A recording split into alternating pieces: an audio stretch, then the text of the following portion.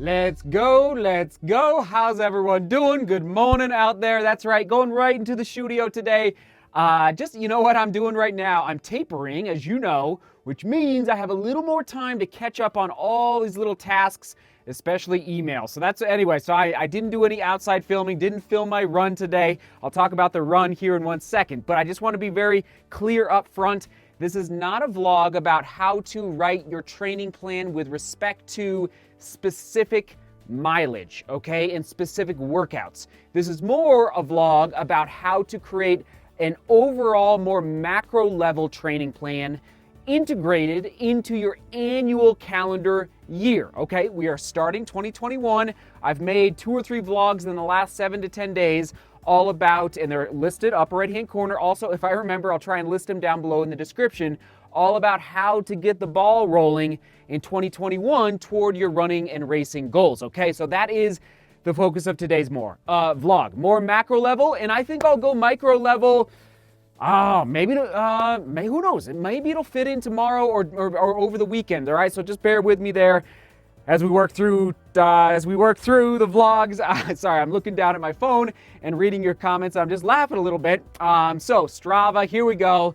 2 comments I want to read off of today's run. Remember, yesterday's vlog was the workout at the track, the last hard workout at the track before the race in Naples, and as you know, all by feel, right? So first of all, I'll read, I guess, Mateo's. He says, it's so inspiring to see an athlete of your caliber be super honest and humble, not shying away from showing us all proper, super easy runs, all right? Thank you, Mateo. And then Pete said, just curious if you actually go out and run 9:32 per mile pace, or is it because of the video collection time? Pete and everybody else, you know, run by feel, recover, rest, easy days easy, hard days hard. Everyone, I was bopping along like you wouldn't believe today. Why?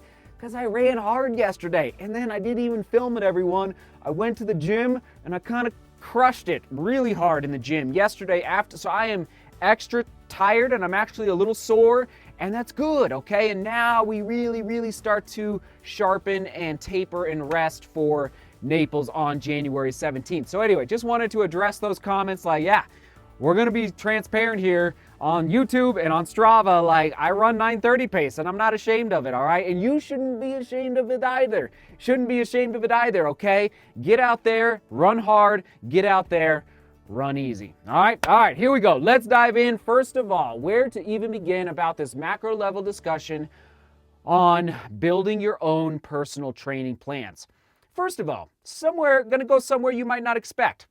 I made a vlog all about how to find your niche or your niche, however you want to pronounce it, in the running world, okay? We've got ultra running, we've got mountain running, we've got road running, we've got cross country, track, all sorts of different types of running. So just want to put it out there right now, and again, upper right hand corner, is that don't be afraid to, first of all, venture outside your comfort zone every now and then and try a new discipline within the long distance running world. But if you're really honed in on a specific training block, I would recommend stepping back and just thinking about, okay, am I going to be training for the roads in this training block? Am I going to be training for an ultra? And am I going to be training for an ultra with 20,000 feet of vertical? All right, so just want to put that out there. Like, that's a really important process before you even start writing anything down or thinking about volume or thinking about the length of the training block or thinking about the action item, which I'll talk about here in a second. You have to figure out, okay, what is the niche running objective for this training block? Okay, now I got a little ahead of myself in the sense that the annual calendar year. That's how I build it. Oh man, okay. So you can go macro and then you can go macro. All right, so that a 1 to 2 year racing plan and then that 3 to 5 year racing plan. I've mentioned this before that 3 to 5 years, yeah, I'd like to race UTMB. So I'll be, let's say approaching the age of 40. Whoa. All right, so that 3 to 5 year UTMB plan, maybe Western states, who knows? It's down the road. But then honing back in a little bit to that 1 to 2 year plan, let's just take the year right now, 2021, as we begin, is that within one calendar year, I recommend, and listen, I don't know what the other coaches are recommending, but it's just based on my experience, based on being under the tutelage of other coaches in the past, is that 3 peak races in 1 calendar year. Every 365 days, you have 3 peak races. So that's 1 all in, ready to rock and roll peak race every 4 months, right? And doing the math right there. So, or you can do every 3 months, which would give you 4 peak races. Now, I would not do, for example, 4 marathons in 1 year. Now, some people do that, and you don't have to follow these rules. I'm just recommending for getting the most out of your body, for running as fast as possible. I wouldn't do that. What's typical is a spring marathon, a fall marathon, if you're in the marathoning world.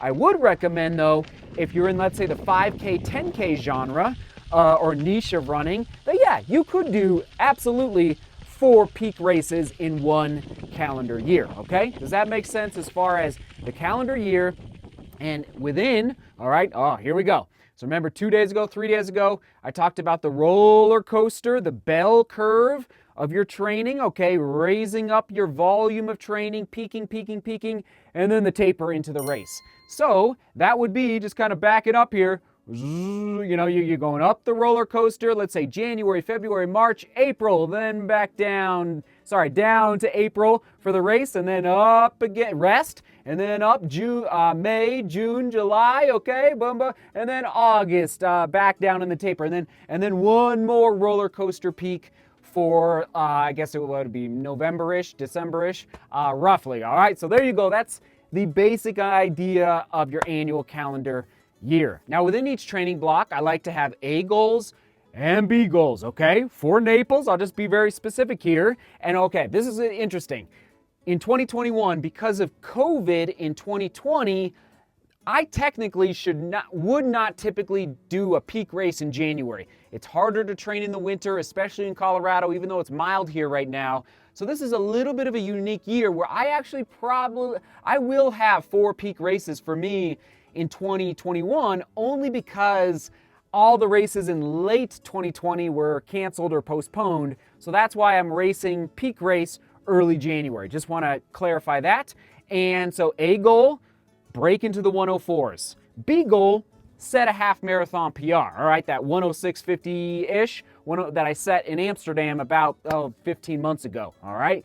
So putting that out there, have your A goals, and then your B goals. You really want to shoot for those A goals, and that's the creme de la creme. But I also think it's important mentally to have those B goals, just in case something doesn't go off perfectly. You still can be like, okay, set that PR, and it can be any goal. Staying healthy in a training block, doing your plyometrics better in a training block, etc., etc. Now, going from that macro a little bit more micro, just a little bit, not too much, is that I ask myself 6 questions, okay? I've gone through this before, but I'm going to do it again for all the new subscribers. Welcome, by the way. Thanks for being here. The last time I talked about these 6 questions was, oh man, a long time ago. So welcome to everybody. So here we go. 6 questions as I'm contemplating, thinking about, remember, the niche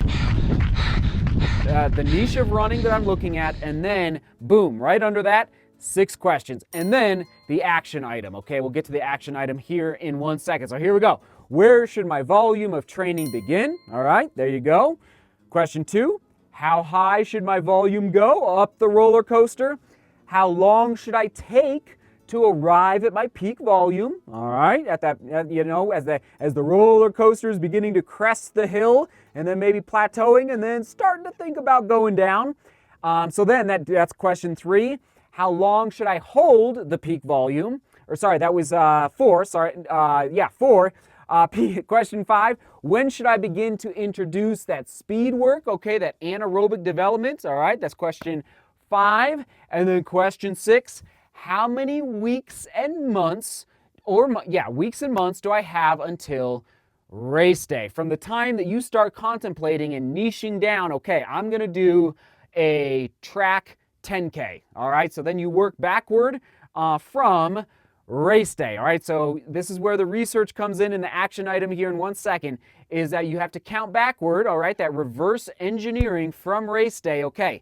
Do I have 8 weeks, Do I have 9 weeks? Do I have 15 weeks? All right. And so here's a little rule of thumb that I work by. And, coaches do different things out there. You'll read different theories about how long training blocks should actually be. So 5Ks and 10Ks, I recommend 10 to 12 weeks. All right. Half marathon, 12 to 14 weeks. Marathon, 14 to 16 weeks. Keep in mind, everybody. And I'm talking specifically about road races right now. Trail races, it's a little different, and ultra races are definitely a little different, okay? So I'm honing in a little bit more on road races when I throw those numbers out.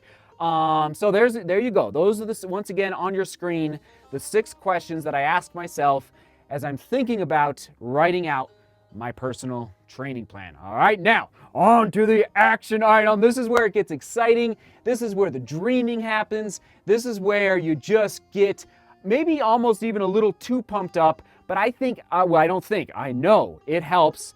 Now, there's a little bit of an asterisk because of the current reality that we're living through with the coronavirus, but of course, the action item is registering for the race. Register for that race.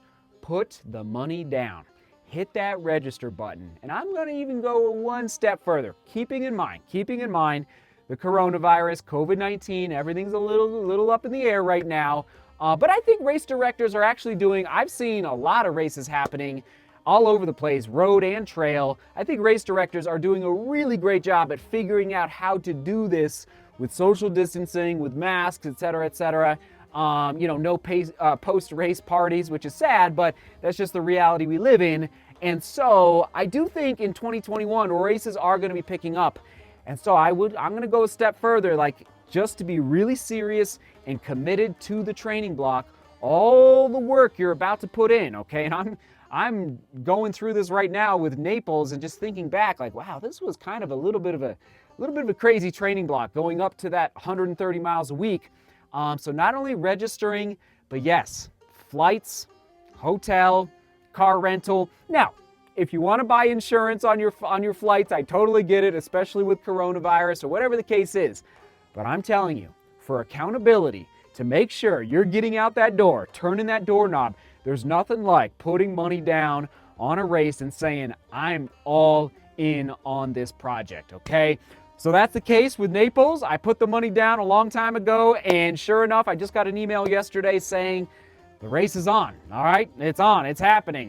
So very exciting. There again on your screen is the process that I go through for more of that macro level, how to write a training plan and just kind of the ebb and flow of the annual calendar year.